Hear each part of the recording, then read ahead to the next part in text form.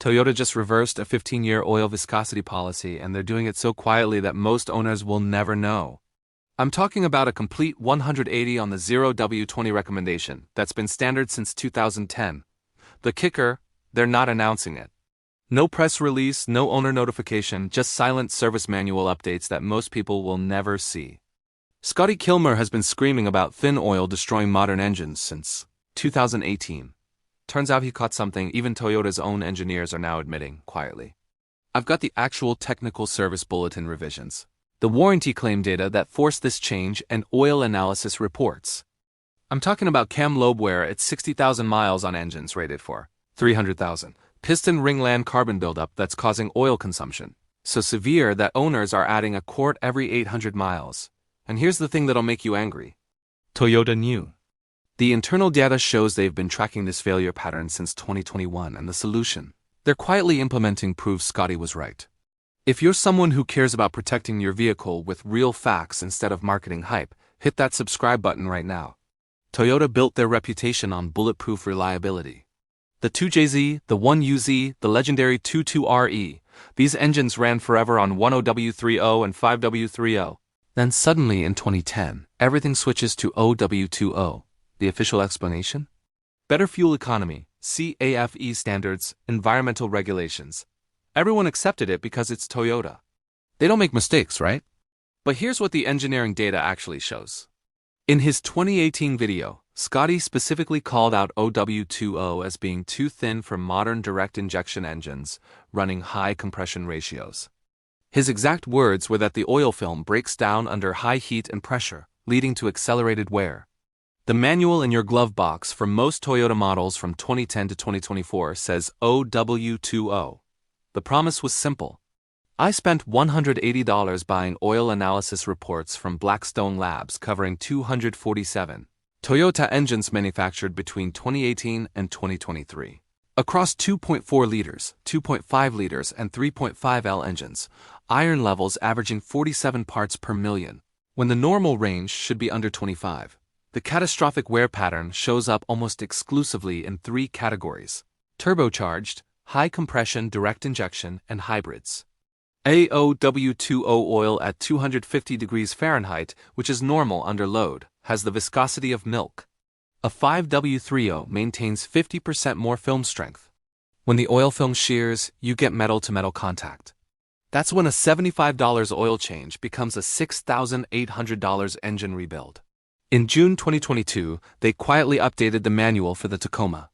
The recommended oil, 5W-30, not OW20. They're just quietly changing the spec going forward and hoping the older vehicles make it past warranty. Engines running OW20 generated 3.7 times more iron wear debris than identical engines running 5W-30. Protect your engine. Toyota isn't retroactively updating recommendations for existing owners. They're not issuing a recall or even a customer service bulletin.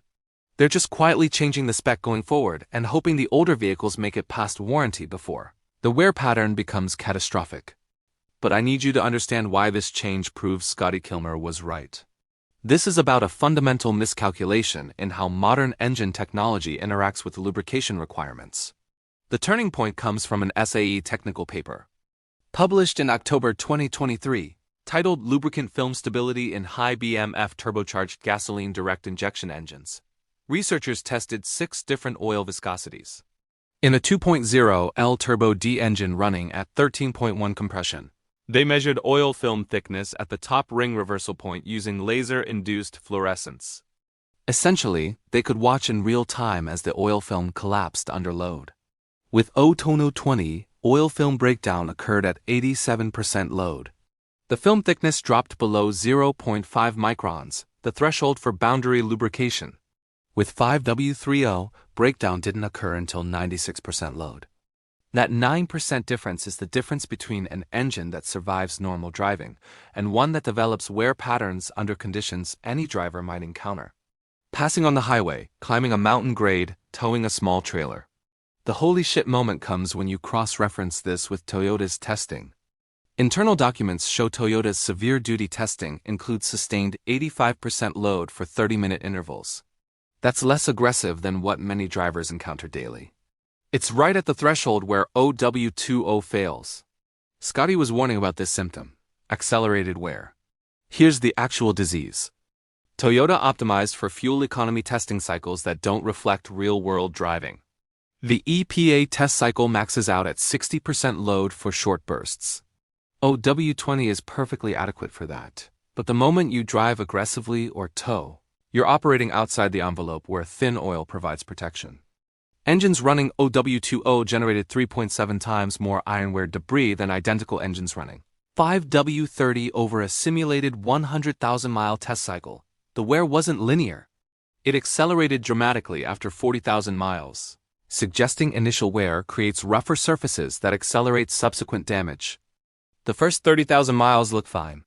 Then suddenly at 50,000 or 60,000 miles, consumption spikes, cam codes appear, and compression drops, and Toyota knew. Technical Service Bulletin TSB 09433, issued in March 2023, is titled Engine Oil Viscosity Recommendation Update for Turbocharged Applications. The language is sanitized, but the meaning is clear. The recommended engine oil viscosity for turbocharged engines has been revised to 5W-30. Field feedback is corporate speak for we got hammered with warranty claims. Optimized long-term durability means the original recommendation was inadequate. The bulletin only applies to engines manufactured after a specific VENG sequence. If your VENG is earlier, Toyota's official position is that OW20 is still fine. I called 3 dealerships with a 2022 R AV4 Prime VENG. All 3 said OW20 because that's what the manual says, ignoring the TSB. Toyota is limiting liability by not retroactively updating older vehicles.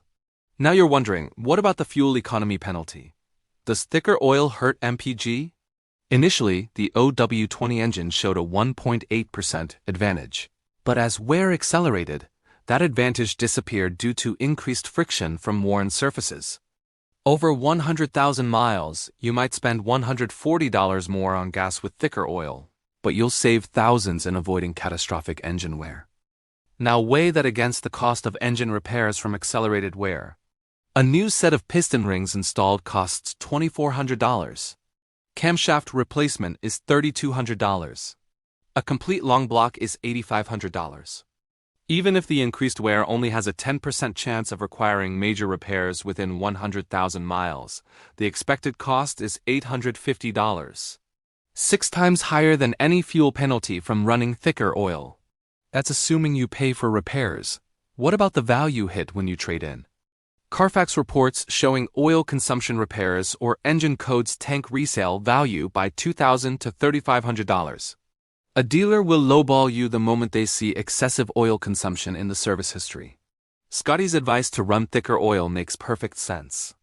If you plan to keep your vehicle past 100,000 miles, but if you lease or trade every 3 years, thin oil will probably survive. The engineering data says the fuel economy benefit is real. Here's how to know which applies to you. Check your VENG against the TSB cutoff. If your vehicle was manufactured after the revision date, Toyota has already made the decision for you. 5W-30. If your VENG is earlier but you have an affected engine, like the 2.4 turbo or 3.5 liter, you need to decide based on driving. If you drive aggressively, tow anything, live in a hot climate, or plan to keep your Toyota past 80,000 miles, switch to 5W-30 immediately. Use a quality oil meeting a PISP or ILSACGF 6A standards. Brands like Mobil 1, Pennzoil Platinum, or Valvoline Advanced will all work. The 5W-30 will flow adequately on cold starts, even in freezing temperatures, while providing dramatically better protection under load. If you drive gently, never tow, live in a moderate climate, and plan to trade before 60,000 miles, OW20 will probably be fine. But, and this is critical, monitor your oil level every 1,000 miles. Adding more than a quart is an early warning sign. There's also a third option, O30. This gives you the cold characteristics of OW20 while maintaining better film strength at operating temperature. Now let's talk about the one modification that prevents this entirely, and it costs $17. Install a magnetic drain plug. With a standard plug, particles go down the drain.